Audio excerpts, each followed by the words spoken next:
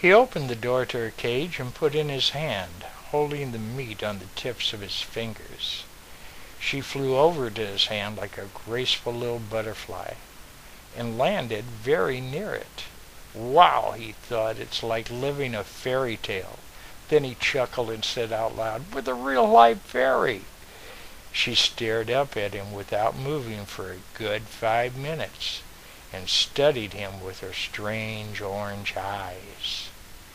He smiled and talked to her softly as though she was a baby.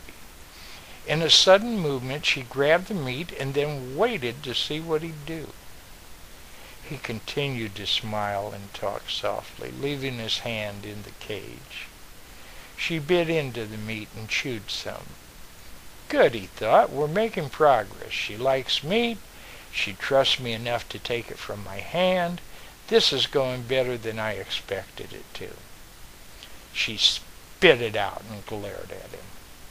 Too salty, probably. Is it too salty, Pixie? Maybe I should get you some hamburger. She had his finger, and her bites did hurt, and her fingernails were like claws, and she was holding on and biting higher and higher. He held his ground and didn't move. It hurt like hell, but he didn't want to scare her and destroy what progress he'd made. Other humans had scared her. Other humans had probably killed her mate. She was defensive. That was to be expected. It was the chance of a lifetime to study a creature like this. Couldn't blow it because of a few little bites. The wound in his finger grew to 2 inches in length, and it was bleeding quite a bit. Are you getting even, Pixie? Is that revenge for what my species did to your lover? I don't blame you. Someone killed someone I loved, I'd want revenge too. We human beings can be pretty cold-hearted sometimes. She lapped up the blood coming from his open wound. Every now and then she'd look up and smile at him. It's blood, isn't it, you little vampire? You like blood.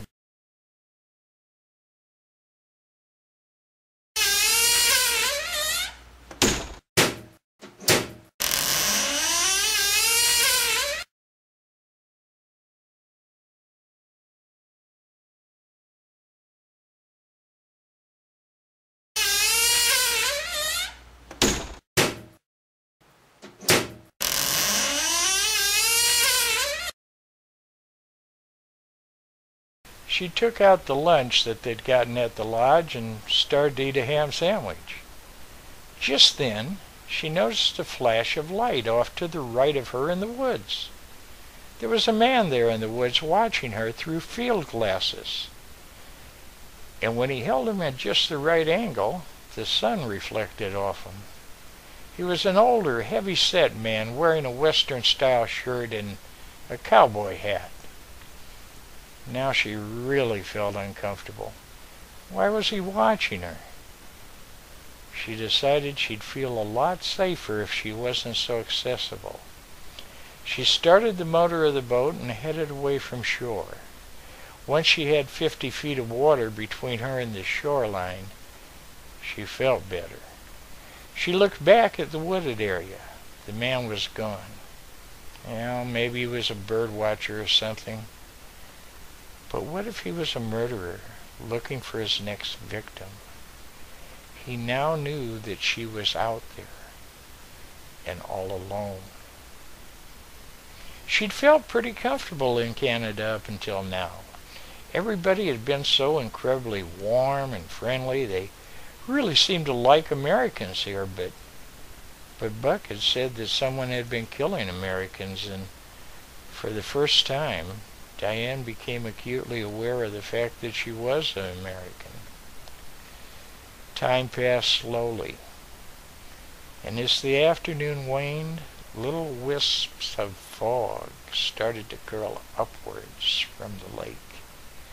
It was almost surrealistic, and Diane felt like she was being enveloped in a Salvador Dali painting. What was taking Buck so long? Had he gotten so involved with crime solving they'd totally forgotten about her? That wouldn't surprise her. That was the whole problem. She was just a footnote in his life, and she needed more than that. Still, she wished that she'd gone with him. She didn't like being all alone with the fog starting to surround her.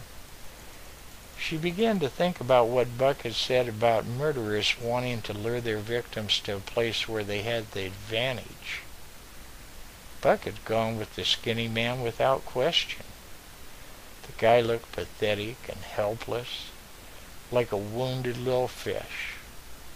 Yes, she thought, just like the musky lures that Buck had brought, weak and helpless, with deadly hooks attached, ready to... She was letting her imagination get the best of her. She was hungry. She went back to her sandwich.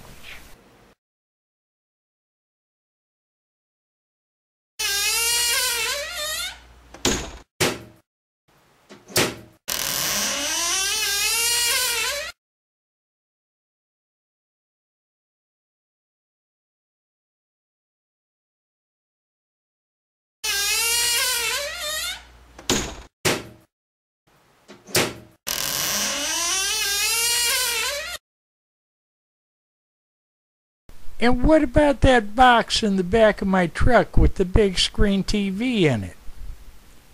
Oh, well, we needed something to put the steaks into, and so we used that. Her boyfriend just bought her a big screen TV. You a lying son of a bitch. That hyena-faced sister of yours couldn't find a man in a leper colony. I want to see what you got in there. Dick climbed up on the bed of the truck, and the two younger men didn't seem to be too happy about that. Now, Dick, don't go messing with our steaks, man. I mean, if you don't want to do it, we'll just find somebody else. Dick opened the lid of the box and looked in. He was speechless. He looked down at Pitt in awe. Now, Dick, don't go jumping to any conclusions. We can explain about this. Well, good. You can explain to the police. He got down off the truck and would have headed back into the restaurant to call the police, but Pitt grabbed his arm. Dick, it ain't like you think.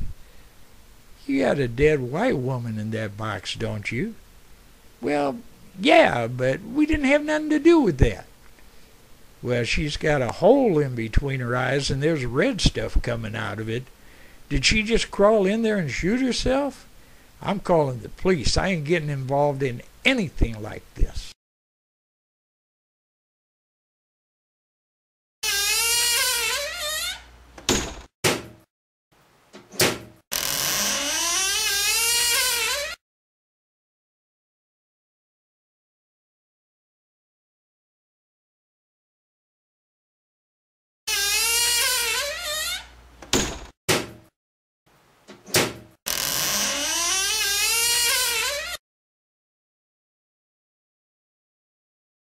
I suppose when you give money to charity and help sponsor the opera, it gives you enough respectability to be invited to proper social affairs. But I was wondering, did you order this guy's murder, the one I've been reading about in the papers? What's his name? Clarity, Claren, Claire something? You got a big mouth, Doctor. A smile slithered across Dr. Morgan's lips. I think he did it. And I think old Judge Salerno is gonna nail your ass for it. If you'd have gotten any other judge in the city, you could have, how do you fellas put it, you could have done some business with him. But Salerno will march your ass right to the gas chamber. You know what all the newspapers are saying? I don't give a rat's ass. They publish bullshit. Bullshit sells newspapers. All fiction, huh? Said Dr. Morgan. Gargano shot him a look that reminded the doctor of a penned tiger, and he decided to rattle the cage a little harder. They say you even grabbed the guy and gave him the kiss of death before you signed the contract to have him hit. I just wanted to know if you stuck your tongue. In a burst of anger, Gargano snatched him up by the lapels, lifted him, and exhaled bursts of garlic-laced breath into his face while Dr. Morgan's vodka dribbled across the carpet. It only lasted a second, and then he let him go. The two men stood there with their backs towards each other, each huffing and puffing a little, trying to regain their composures. Dr. Morgan adjusted his suit, turned, and glared at Gargano. "You got quite a little temper, don't you? What do you got to do the first time she cheats on you? Kill her? Beat the crap out of her? Tell me. I'd like to know so I can figure out what I should have done. Maybe if I was a little more like you, she wouldn't be leaving." He went to the bar and started to make another drink.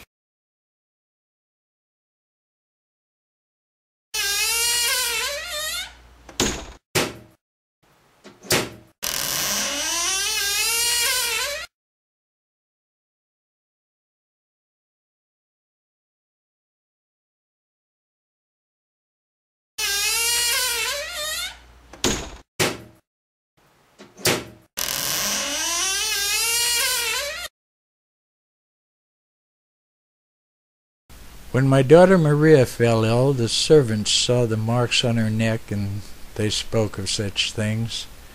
Of course, I didn't believe them. But when Susan was stricken, I couldn't help but give them some credence. I put a necklace around her throat that had 20 crosses dangling from it, and I covered her windows with garlic. And did they do any good? I made Diane bathed in holy water. Did it save her? My daughters lie cold in the ground, and I assume that tonight I will join them. But I'd like to know one thing. What was it that drew you to my family instead of some other? Why do you hate us? Have we done something evil to you? No, your ladyship, not at all. Quite the opposite. You simply had something that I wanted. Many years ago, before I developed my melody, there was a fencing instructor at the University of Vienna who had a bottle of Chateau Lafite that I desired to own. When he refused to sell it to me, I met him on the field of honor. I risked my life and ran 43 inches of rapier through the man's heart to taste that wine. And, madam, I assure you that Bordeaux was not half so sweet, nor 1/10 so intoxicating as the blood of your beautiful daughters. Your families cultivated their bloodline with the care taken in producing fine roses. Only the strongest men and the most beautiful women entered its lineage. And those hundreds of years of careful selection have produced a repast which I savor above all others. And I'm a man who has to be careful in his diet. I once supped on a harlot whose blood was tainted with hepatitis and nearly died. So I seek purity, the purity that your family has strived so hard to maintain.